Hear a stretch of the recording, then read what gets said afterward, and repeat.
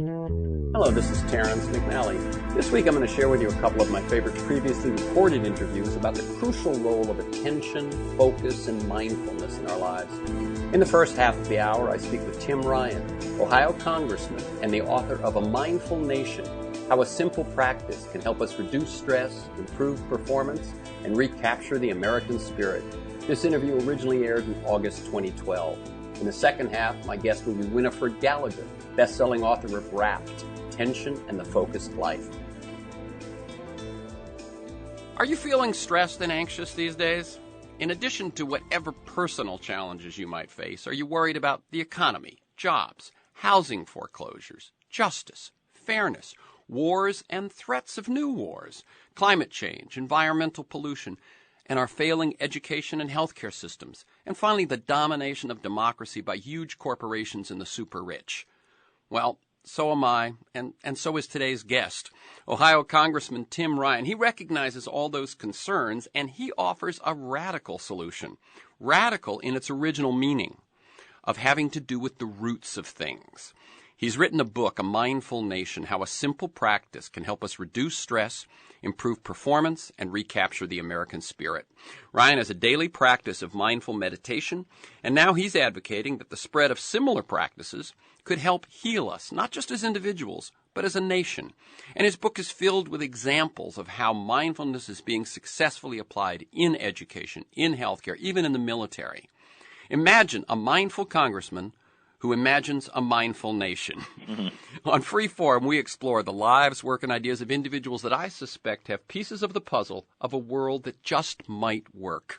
We look at new, innovative, provocative approaches to business, environment, health, science, politics, media, culture, all based on the fact that I believe we can do better, and I want to find out how. Tim Ryan is currently serving in his fifth term representing Ohio's 17th Congressional District, and he was first elected at the age of 29. He's a member of the House Armed Services Committee, the House Budget Committee, co-chairman of the Congressional Manufacturing Caucus, and co-chairman of another caucus that has to do with addiction and recovery. And Congressman Ryan has a daily mindfulness practice, as I said, and is the author of A Mindful Nation. Welcome, Tim Ryan, to Free Forum. Hey, great to be with you. Thanks for that nice introduction there. Okay. I like listeners to get a feel for the people behind the work and the ideas that we talk about. So can you share briefly your path to the work that you do today? Feel free to note mentors, turning points, moments of decision, and not just about mindfulness, but how you chose to, go into public service, become a congressman, and how, the mindfulness piece fits into that. Well, like most people, I had a lot of really great role models growing up. I had a beautiful mother, Italian mother, who prayed the rosary a lot, along with some Italian grandparents who lived a couple blocks down who prayed the rosary a lot. And they were just committed people. My grandfather was a usher at church, Our Lady of Mount Carmel Church in Niles, Ohio. My grandmother was a part of the Rosary group. My mother helped out at the festivals and at the school, and a lot of activism, a lot of volunteerism, primarily through the church and my grandfather's union. He was a steel worker and really grew up in an environment where, by watching those role models, they showed us, my brother and I, on that it's about caring about other people. It's about helping other people. And, spent some years in Catholic school, and at one point had a priest, Father Crumley, teach me centering prayer. Really? And that was where kind of the real meditative side started. On and off, flirted with different kinds of meditation since then. And ultimately, come from an older industrial area that was pretty hard hit economically. A lot of corruption many years ago, and I just kind of rolled the dice and thought, I wanted to serve and saw politics as a real opportunity to do that, more at the local level, quite frankly, than the national level.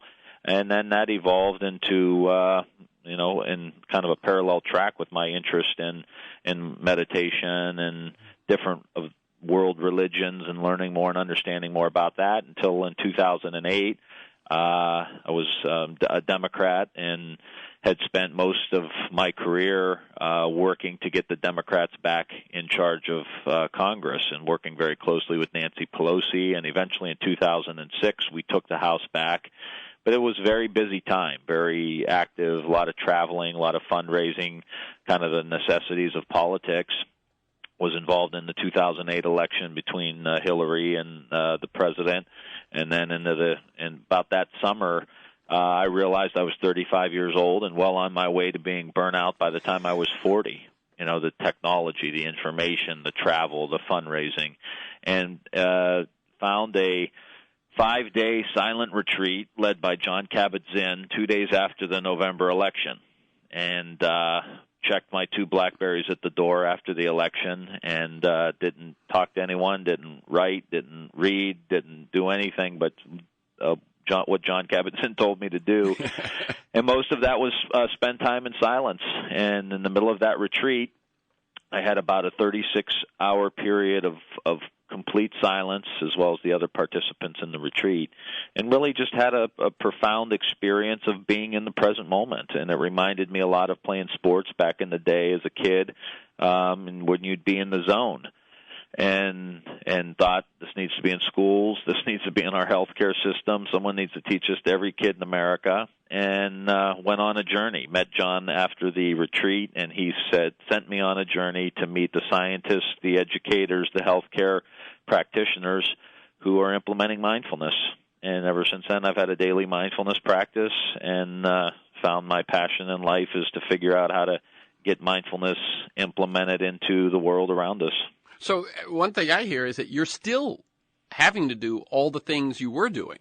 You're still a congressman. Go away. Right. You're still a congressman. We've still got other problems. You still have to run for re-election. You still have to raise money. And you not only find time for the mindfulness practice, but you wrote a book, and now you have another cause on this one.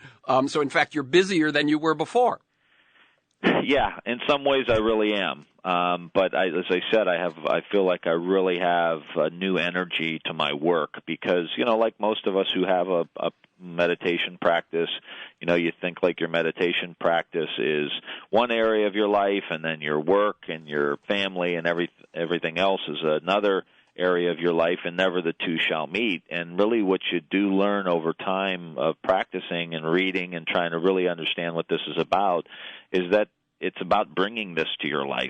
It's about, being mindful as you are acting in your life, as you are participating in the opera, as you're participating in the game, to be mindful.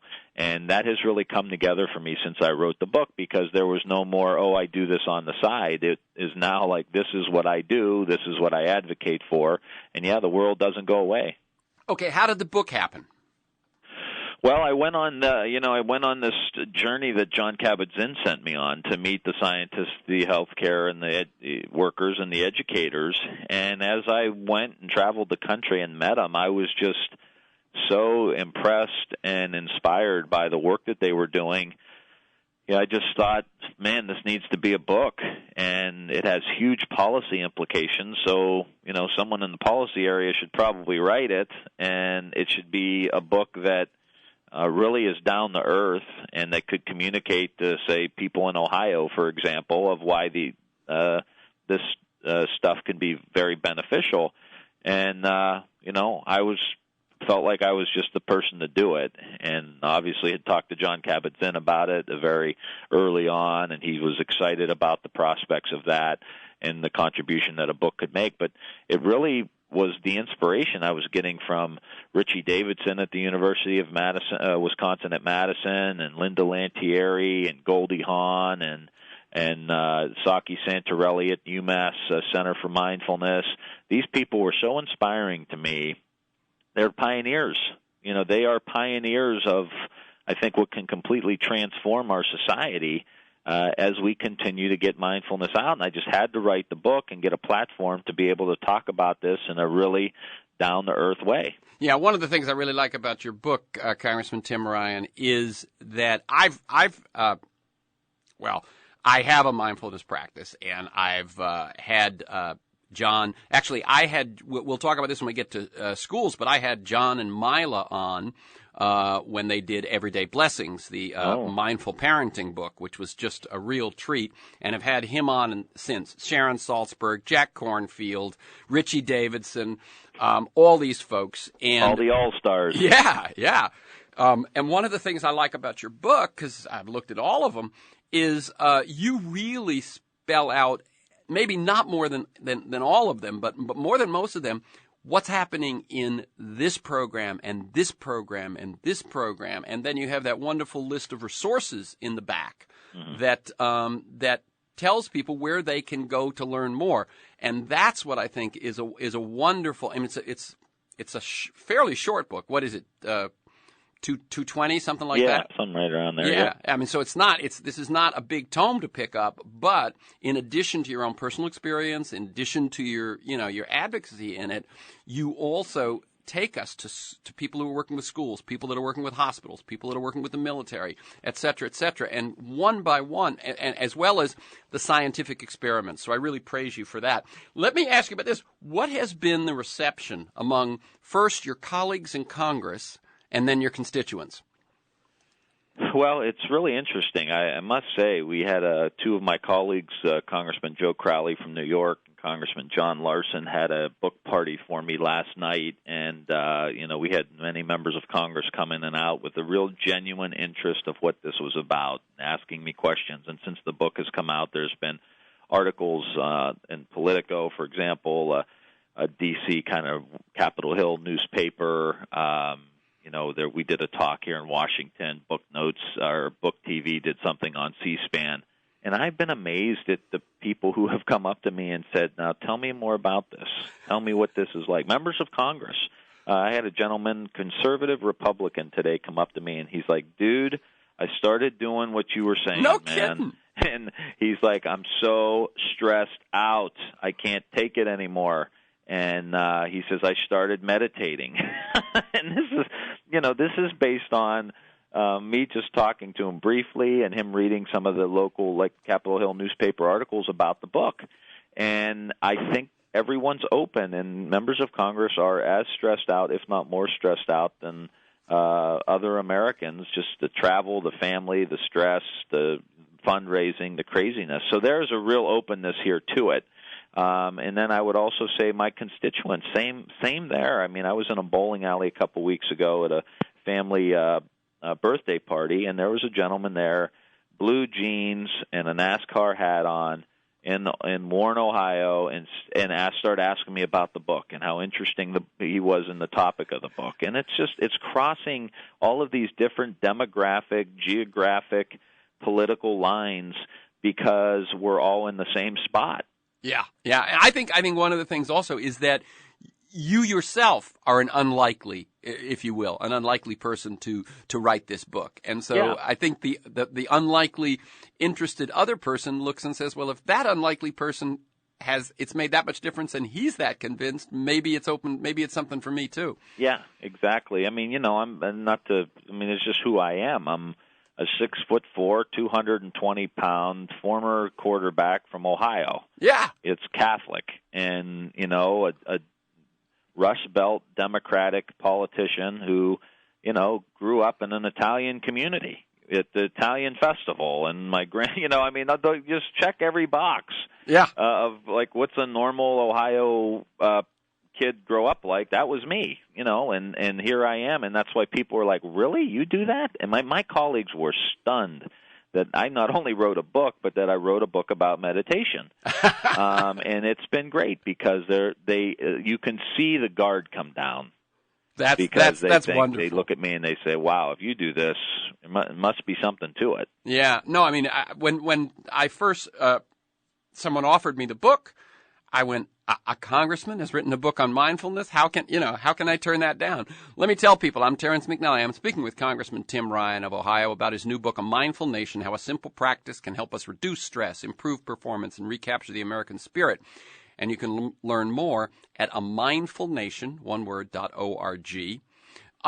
Okay, one thing I was curious about, do you think that the link of meditation to Eastern spiritual practices is an obstacle for some people?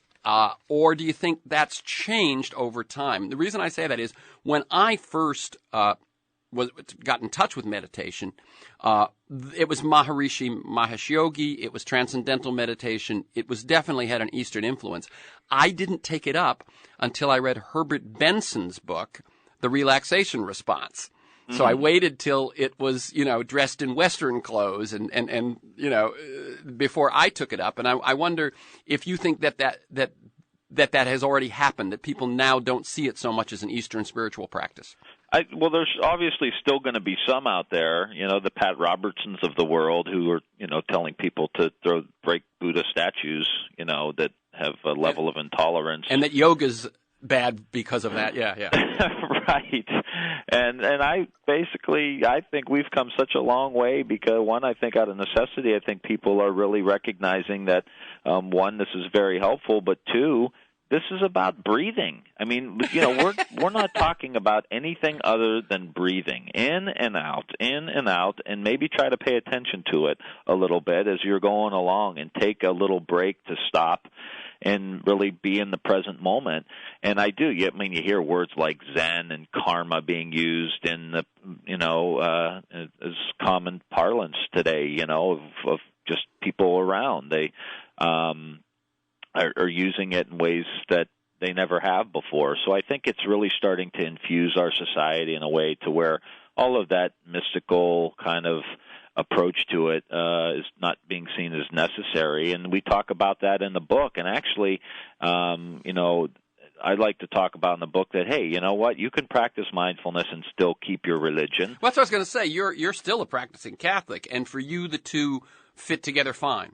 Yeah. Well, when you're at the Mass, you're actually at the Mass. That's my favorite part about being a Catholic is going to the Mass. Not that I go as much as my mom would like me to go, but when I do go, I just really enjoy the ritual. And after practicing mindfulness, you can enjoy it in a deeper way. I talk a lot about one of the great Simpson episodes where Homer Simpson is in the packed church, and he's got his headphones on listening to the football game. And in the middle of a quiet period in church, he jumps up and screams because his team's running for a touchdown. And no one else is doing anything, and they all turn around, look at him, and catch him. And so I ask, are you at church or are you listening to the football game? And with mindfulness, if you're at church, you'll be at church. If you're praying the rosary, you'll be praying the rosary. If you're at the ritual, you'll be in present for the ritual. There's no reason why it has to not be that way and why you can't bring mindfulness to that particular religion. Very good. And now what you're saying there is what it does is it doesn't take you somewhere else. It takes you where you are. Right. And it brings you home where you are.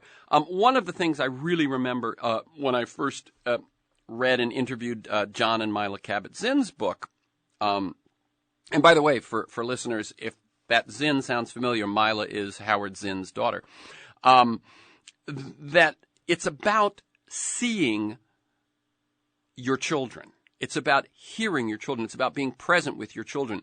Now, you tend to take that and say this could have an effect not just within our families, but in our whole nation. How is it you see that happening?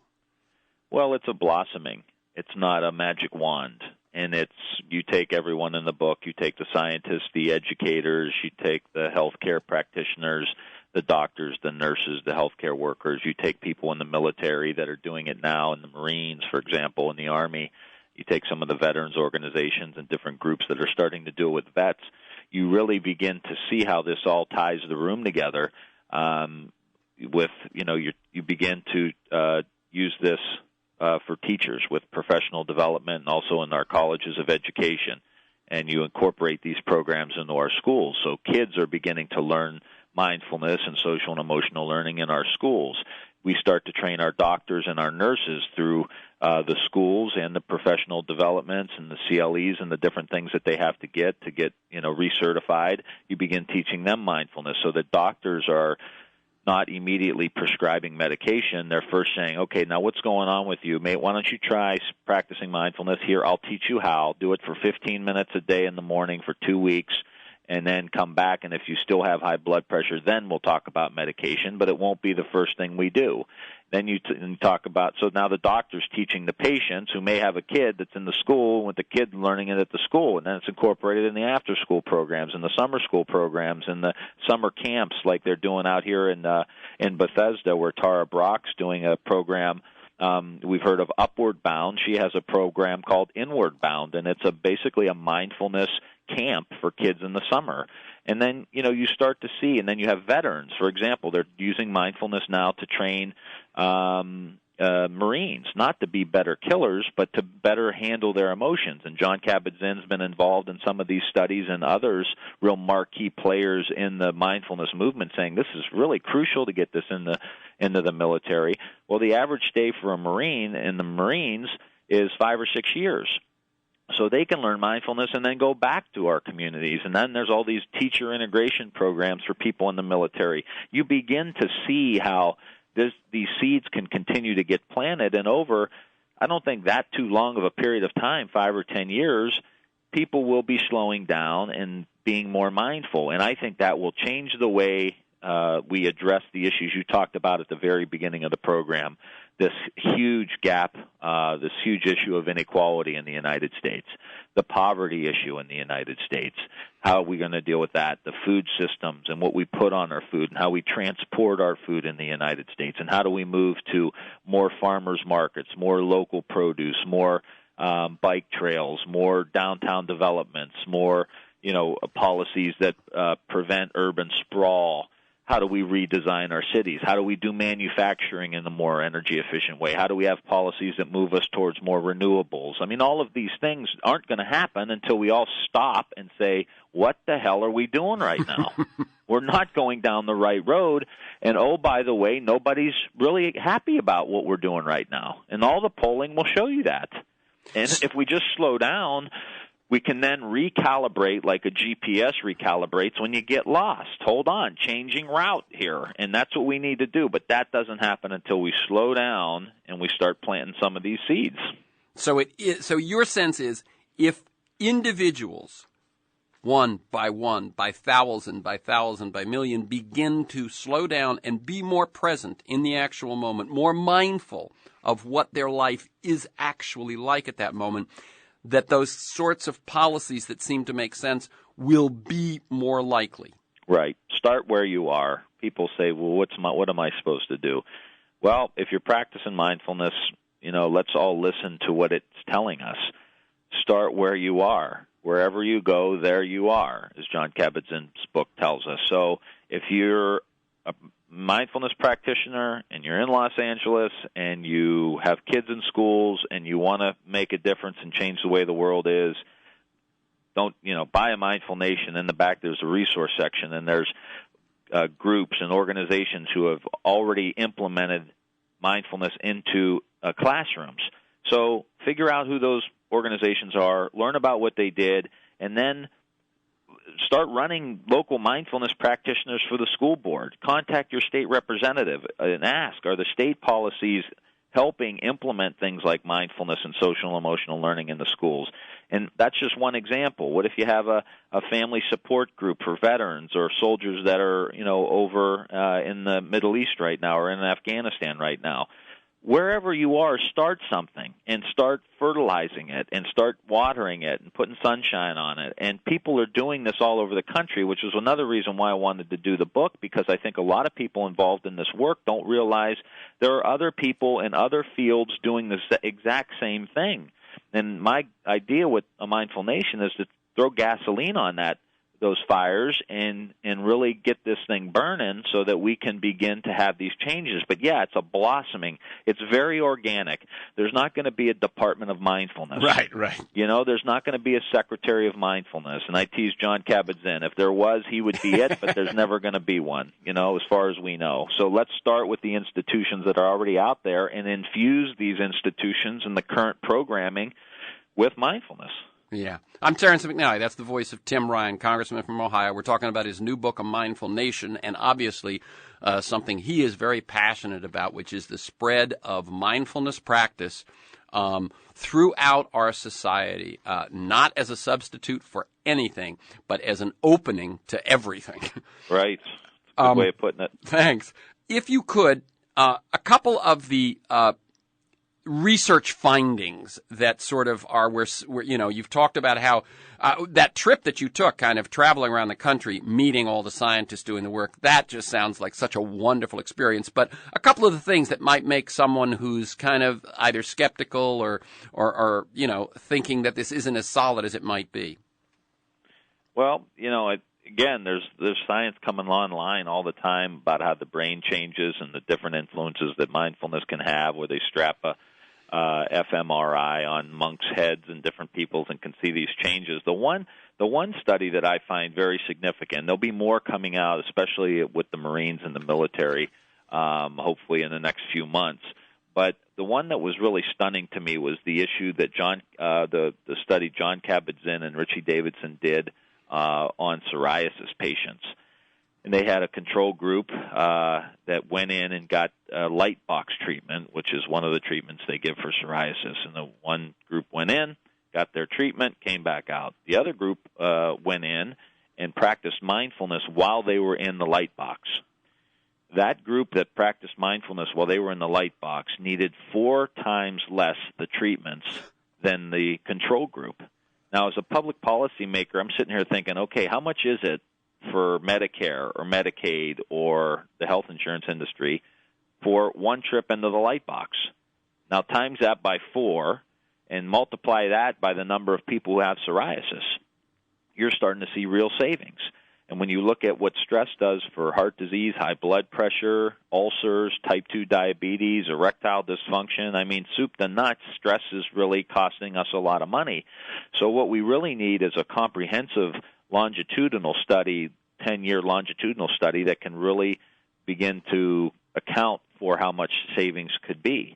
And another thing is how the stress that a lot of us are under inflames our bodies. Right. Inflammation, which they find is at the root of many chronic illnesses, that there is a linkage between stress, cortisol, and inflammation. Right. And it's heart disease, high blood pressure, some of these different problems you have with your organs because of the inflammation, and they're starting to find mindfulness as a cooling agent, basically, for the inflammation. You're too hot. I mean, you think about it. It makes complete sense. We say where I come from, where there's a lot of Italian people, they're telling a story about someone who got them really upset, and they said, I got hot. Yeah.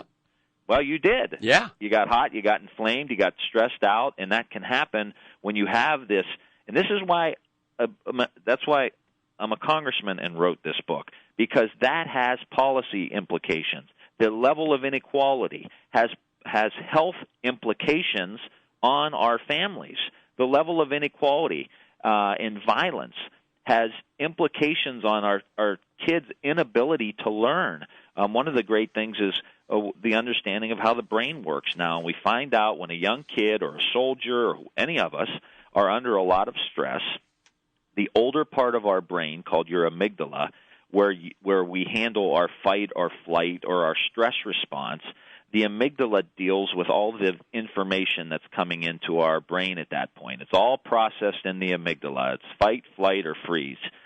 And these kids who live in violent neighborhoods or are involved in abusive relationships, that's where they have high levels of stress, and it's pretty consistent and constant, so it's all processed in their amygdala. Well, you actually need your prefrontal cortex if you really want to have a good quality education. And in your prefrontal cortex, up in your forehead, you have your working memory, decision-making, attention span. All of these things are handled in the prefrontal cortex, but when you're under a lot of stress, your prefrontal cortex doesn't even come into play. It's all dealt with in your amygdala. But what mindfulness does, and other practices too, can calm your amygdala down. And when you calm your amygdala down, then the information can be processed into your prefrontal cortex. So these kids that we've been having such a difficult time figuring out how can we get these kids to learn, well, now with the understanding of the brain science, we can figure it out. And what calms your amygdala down? Affection, caring, compassion, empathy, breathing, mindfulness, things that calm you down. So when you have smaller class sizes, so when you have your school's designed in a way where there's a lot of mentorship and integration, and then a mindfulness practice, and then a general concern for your social and emotional well-being, your awareness, teaching kids how to deal with their emotions. Oh, here comes anger. What do I do when I'm angry? And then walk them through what they do when they're angry to kind of let it go. These things will all calm your amygdala down and allow your prefrontal cortex to work. Now, why in the hell wouldn't we want that in every classroom? Absolutely. You know, absolutely. I mean, just when you see the science, and we have this going on in schools in Youngstown and Warren, Ohio, and you see these kids respond, and you see the teachers tell you how amazing it is, and then you see the Marines are doing it for mental discipline and awareness, and Google's teaching it, and they have this whole program called Search Inside Yourself, and Procter & Gamble and Target and General Mills. Again, why wouldn't we want our young kids to learn this? Why wouldn't we have our doctors teaching this to our patients? I mean, this is about as common sense as it gets, and it's about as conservative as it gets because it's about teaching kids about responsibility. It's about making sure you take care of yourself. It's about making sure you participate in your own health care. You know, so it cuts across the political spectrum in such a beautiful way that I think it could lay the foundation for a real renaissance in the United States. The other thing that I hear in everything you're saying is it is so cost effective relative to, if you hear wherever it's being applied, it basically is, we say time is money, but it's basically you take a little time to be present, to be mindful. There's no big technology involved. There's no pharmaceuticals involved. There's, it's so cost effective in the classroom, in healthcare, in seniors' homes, in the military, wherever it's used, that at a time when we feel like we're stretched, not just psychologically and emotionally, but we're stretched economically, this is an intervention that makes sense. Again, the book is A Mindful Nation, How a Simple Practice Can Help Us Reduce Stress, Improve Performance, and Recapture the American Spirit. You can learn more at amindfulnation.org. Congressman Tim Ryan, thank you so much, and keep up the good work. This is Terrence McNally. Stay tuned for the second half, when my guest will be WINIFRED GALLAGHER, best-selling author of Wrapped, Attention and the Focused Life. This interview originally aired in May 2009. Today's show is about the brain and the mind, how we think and decide, and the role of attention and emotion. My big question, how can we use what we're learning about those things to live a better life and make a better society? If you're driving as you listen to this show, you're multitasking. If you're not driving, you're probably still multitasking. It's how most people use radio most of the time. So? Well, in her new book, Wrapped, Attention and the Focused Life, today's first guest, WINIFRED GALLAGHER, argues that the quality of your life largely depends on what you choose to pay attention to, and that, quote, this is a quote from WINIFRED GALLAGHER, multitasking is a myth. You cannot do two things at once. The mechanism of attention is selection. It's either this or it's that. So we'll explore questions like that, as well as can we train our focus, and what's different about the way creative people pay attention, and why do we often zero in on the wrong factors when making big decisions. And we'll look at how what she's learned about attention and focus can help us in our daily lives. Our second guest, Bernie Horn, has worked on politics and public policy for 30 years, and he's tired of the millions of Americans who favor progressive policies but end up voting for conservative philosophy. Horn calls these folks persuadables, and he believes they're more interested in philosophy than policy, and that they make choices depending on how political questions are framed. His answer, develop a simple, clear, consistent, progressive philosophy that's in sync with progressive policies. We'll talk about that, and we'll explore questions with him like, how do we change public opinion in the U.S. on single payer or the war on drugs? And in California on Prop 13 and the two-thirds vote for budgets? And how do we hold Obama's feet to the fire on some of those issues and on his pro-Wall Street take on dealing with the economy? Oh, and I'll give you this right at the top, a big tip from WINIFRED GALLAGHER. This is based on neuroscience. She recommends starting your workday by concentrating on your most important task for 90 minutes. At that point, your brain may need a break. But don't let yourself get distracted by anything else during that first hour and a half, because it can take the brain 20 minutes to reboot after an interruption. On Freeform, we explore the lives, the work, the ideas of individuals that I suspect have pieces of the puzzle of a world that just might work. We look at new, innovative, and provocative approaches to business, environment, health, science, politics, media, all based on the fact that I believe we can do better. and I want to find out how. WINIFRED Gallagher's books include Just the Way You Are, How Heredity and Experience Create the Individual, The Power of Place, How Our Surroundings Shape Our Thoughts, Emotions, and Actions, House Thinking, Working on God, and perhaps to prove that not all her writing is quite that serious, it's in the bag, What Purses Reveal and Conceal. Welcome, WINIFRED Gallagher. I'm very happy to be with you. But, as I'm reading through your list, and I go, God, place, this, and then purses. Okay. Well, that was my one girly book, and I enjoyed it enormously. I like listeners to get a feel for the people behind the work and the ideas that we talk about. Now, I just read that list of your books. You've written about place, home, God, persons, and so on. How did you become a writer, and how do you choose your topics? I think I'm one of the luckiest people in the world in that I get to think of a question that really absorbs me, and then I get to call up some of the smartest people in the world on that subject and ask them what they think about it. It's always just knocked me out that you can actually get paid to do something so cool.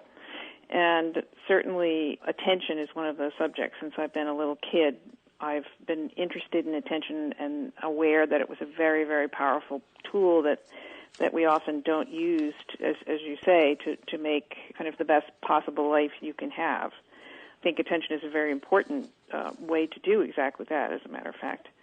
In terms of writing about it, though, it took a what psychologists mildly call a negative event. 5 years ago, I came down with a very nasty and aggressive case of breast cancer. And that experience made me see how important it is, especially when you're facing a so-called negative event, to choose very carefully where you're putting your focus. Talk a bit about that decision and how well it did. Yeah. Rather astonishingly quickly after I got the bad biopsy from hell news, I was walking to the subway on the way home and thinking how I was going to have to break this news to my family. I have 5 kids and a husband. And I saw with a kind of an unusual clarity that this negative event, this bad news, this illness, wanted to monopolize all of my attention and very easily could if I let it.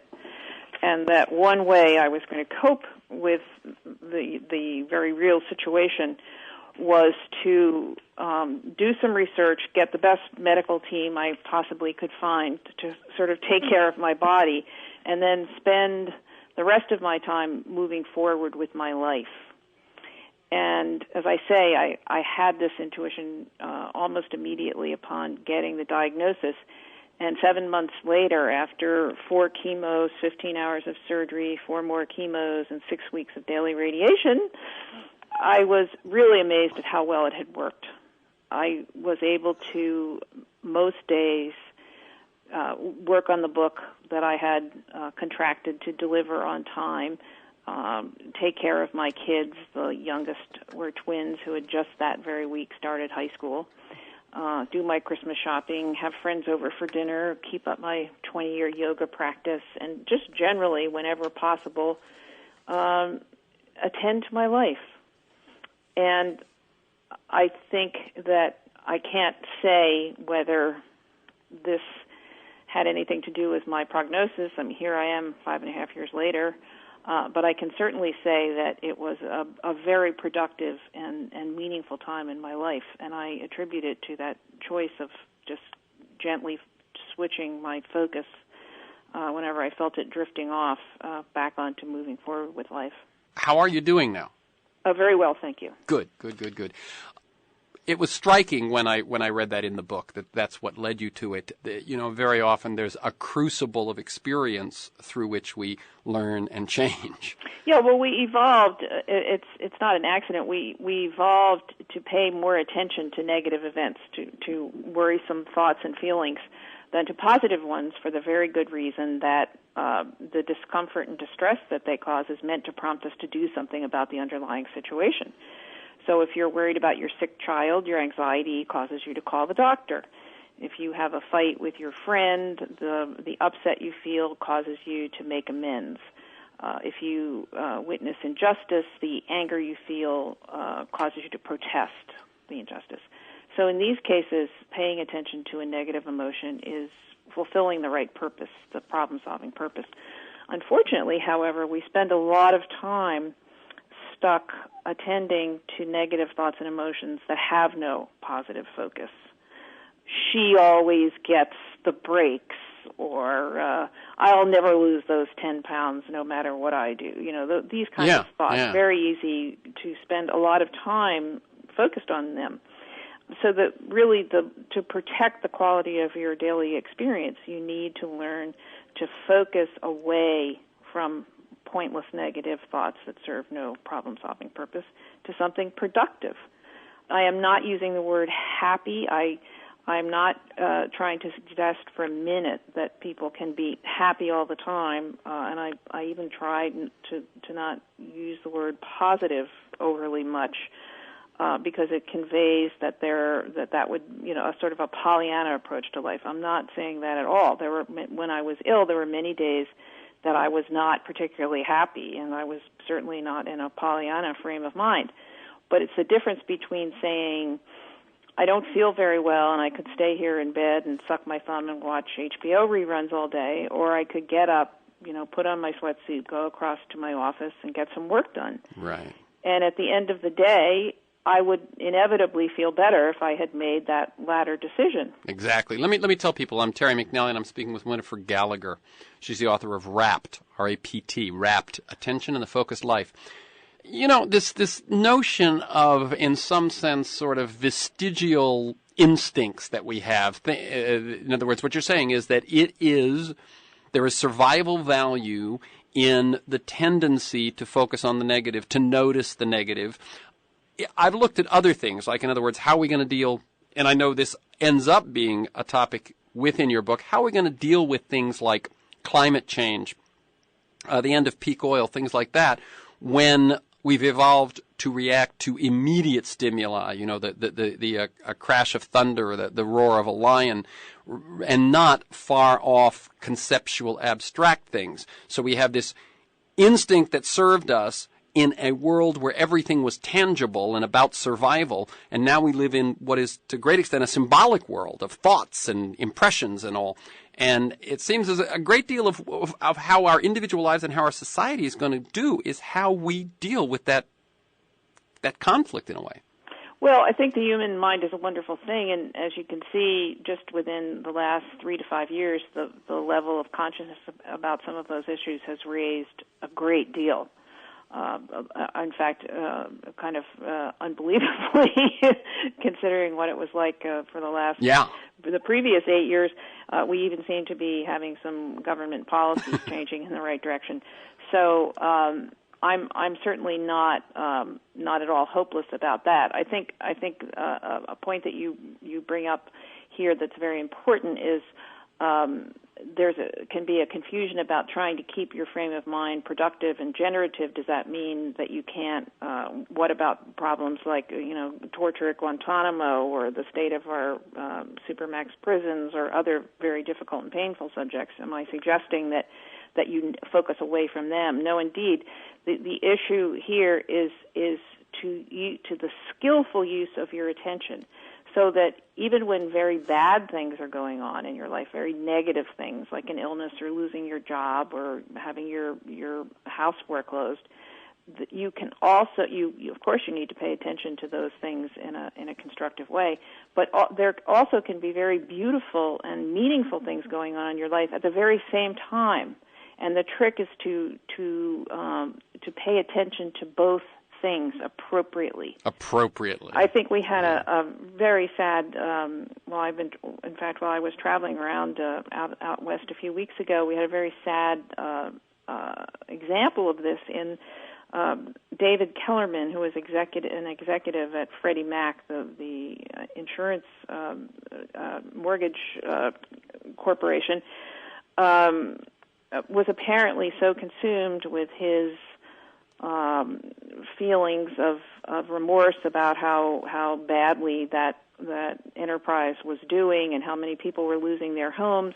He was barely coming home to change his shirt, just 24/7 working on this terrible economic crisis. And until the whole world must have seemed that it was nothing but that awful abyss to him, and he went home and hung himself in his basement. And I think, there are a lot of people going through very difficult times in the country right now, but, he somehow, I don't mean to in any way judge his action. We can never know what was going through his mind, but he had a wife, a beautiful little daughter. He was a young, healthy man, a lovely home. Somehow all of that, he was so intently focused on this crisis that he lost touch with the other things in his life. So, it's not, the real effort is the skillful use of your attention.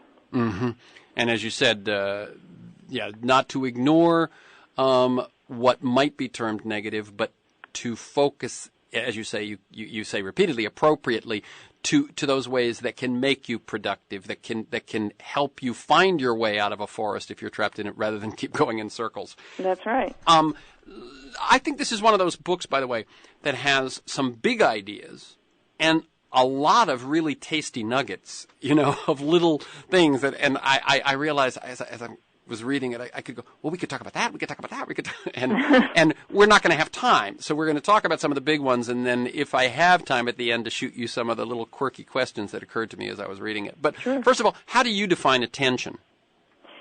Attention is the brain's ability to select a focus.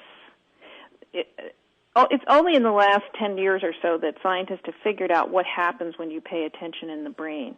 When you focus on something, your brain kind of photographs, enhances that sight or sound or thought or feeling, which actually then becomes part of your reality, part of your kind of mental album of the world, if you will, which means that it can affect how you feel. That's why it's so important that you choose carefully.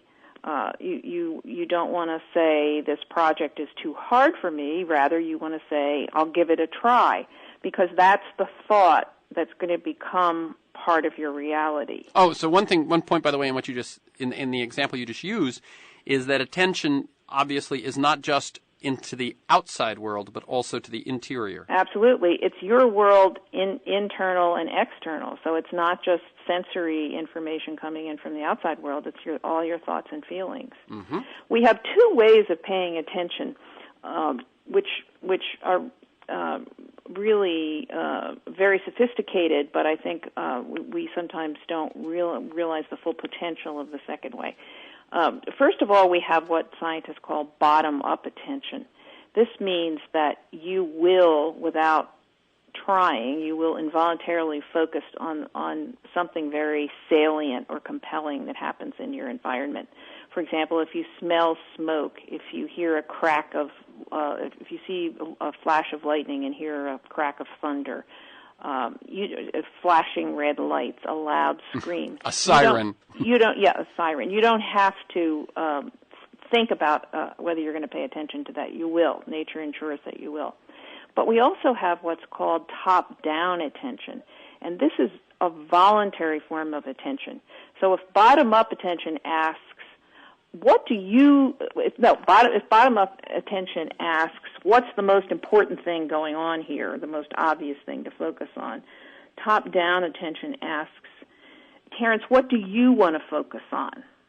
And that's our tool for controlling our experience. So that even if there is some noise out in the street, if you have a report to write, you can say, I'm going to shift my attention from that noise out on the street and focus on my report, and you can do that. I'm Terry McNally, speaking with WINIFRED GALLAGHER about attention, focus, and her book, Wrapped, Attention and the Focused Life. You say that multitasking is a myth, and I quoted you at the top that it doesn't exist. But I know that, for instance, as I said, your book is popular on Audible.com. Now, my guess is people are doing something else. I developed a habit. I lived in a house with 6 kids, 5 other kids and my parents and so on. And I developed a habit as a child of listening to music while I did my homework, while I read, and I have kept that habit, throughout my life. My sense was that it was actually helping me because it was filtering out things that would distract me with one thing. Right. Talk about this multitasking and the kinds of gimmicks that we use. All right. There are a couple of questions there. Just to get the most obvious one out of the way first, there is research that shows that particularly teenagers often do their homework better if they're listening to music. Maybe so much is going on in their lives that music actually reduces the stimulation level. But multitasking, as the term is currently used in our culture, is a myth.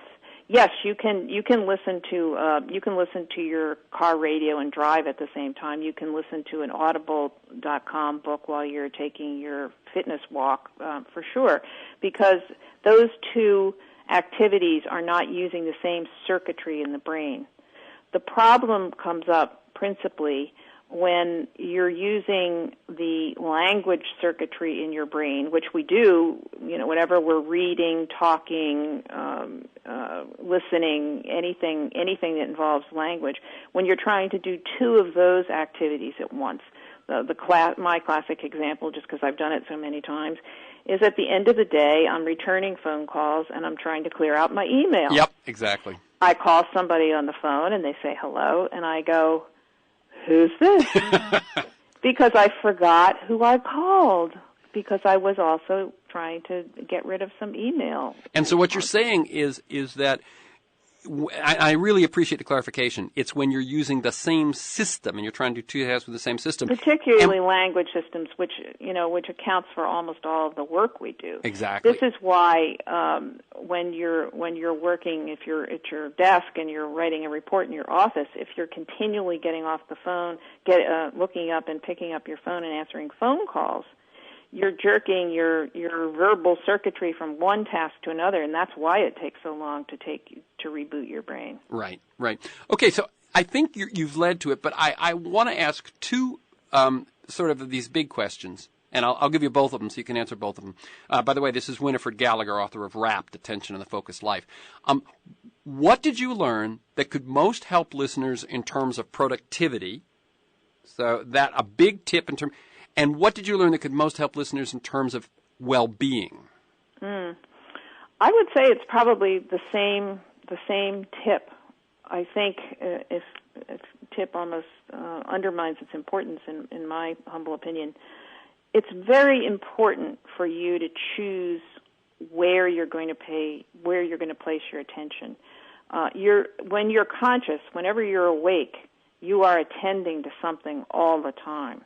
And if you don't choose what you're focused on, something or someone will choose it for you. So as you go about your day, just remember what my great hero William James said, "My experience is what I agree to attend to."